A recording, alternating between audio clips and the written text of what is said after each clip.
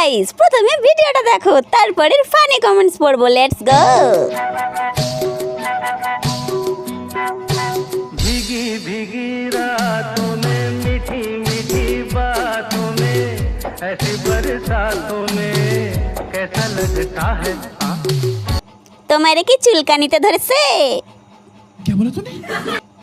লাউ ঝুলে গেছে। দেখে মনে হচ্ছে গায়ে কেউ বিচুটি পাতা লাগিয়ে দিয়েছে। এটা কি জাতের মাল বাপরে, দেখে পুরো ভয় পেয়ে গেছি।